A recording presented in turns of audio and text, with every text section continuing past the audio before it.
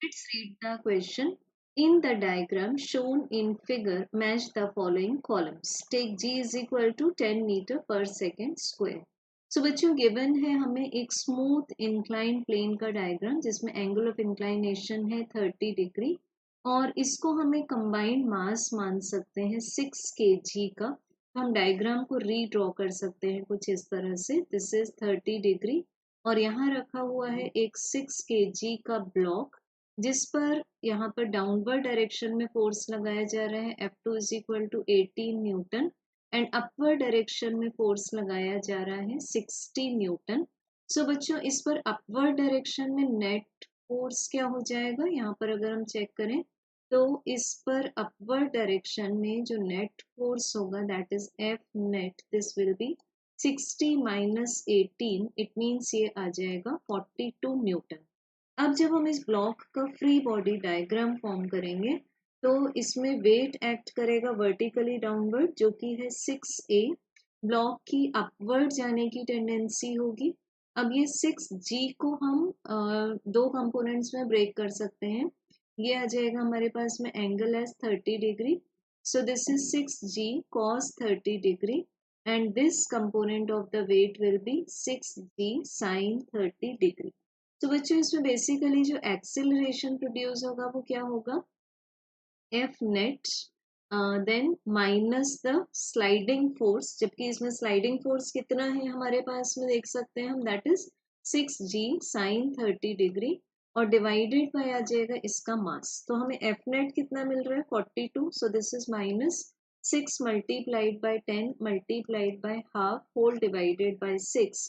तो बच्चों एक्सेलरेशन का आंसर आ जाएगा हमारे पास 2 metre per second square. So अब हम देख सकते हैं कि हमें फर्स्ट चेक करना है एक्सेलरेशन ऑफ 2 kg ब्लॉक। तो जो एक्सेलरेशन मिलेगा हमें वो कैसे मिलेगा, तीनों जो ब्लॉक्स हैं वो तो कनेक्टेड है तो हमें जो एक्सेलरेशन मिलेगा वो तीनों में सेम मिलेगा। इट मीन्स हमारे पास एंट्री 1 का आंसर क्या आ जाएगा बच्चों, दैट विल बी आर। ये हमारे पास एक एंट्री आ गई। अब देखते हैं एंट्री नंबर 2 जिसमें हमें निकालना है net force on 3 kg block. तो net force on 3 kg block आएगा mass 3 kg multiplied by a, it means this is 6 newton. So बच्चों यहाँ हम देख सकते हैं कि कोई भी एंट्री नहीं है तो हमें 2 का आंसर मिल जाएगा टी। देन एंट्री नंबर 3 जिसमें कि हमें फाइंड करना है normal reaction between 2 kg and 1 kg। सो इसके लिए जब हम अलग से डायग्राम ड्रॉ करेंगे कुछ इस तरह से कि this is the mass of 2 kg, this is 1 kg।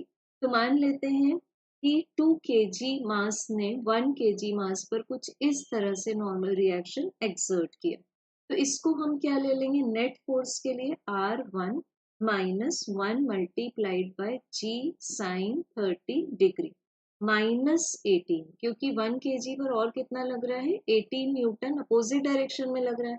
So this is equals to 1 multiplied by a. So बच्चों ये बिकॉज एम ए है सो हमें R1 का आंसर मिल जाएगा 18 plus 5 plus 2, it means 25 Newton. तो हमारे पास एंट्री 3 का आंसर आ जाएगा Q। तो अभी तक हमें सीक्वेंस क्या मिला है बच्चों, 1 क्या सीक्वेंस है R, 2 का आंसर है T, देन 3 का आंसर है Q।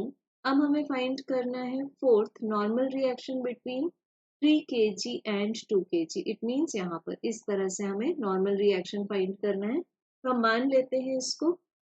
अब 3 kg पर कितना फोर्स लग रहा है 60 न्यूटन, तो इसको लिख सकते हैं हम 60 न्यूटन माइनस इस रिएक्शन को मान सकते हैं R2 minus 3g sign 30 degree, क्योंकि इस तरह से हम इसका अपोजिट फोर्स ले लेंगे इक्वल्स टू 3 मल्टीप्लाइड बाय 2। तो बच्चों यहाँ से हमें R2 का आंसर मिल जाएगा 39 न्यूटन, जो कि किसी भी ऑप्शन में प्रेजेंट नहीं है। तो अगेन फोर्थ का आंसर आ जाएगा हमारे पास टी। सो सीक्वेंस क्या हो गया R T Q T।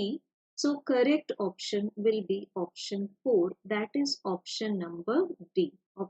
It is option number D. Thank you.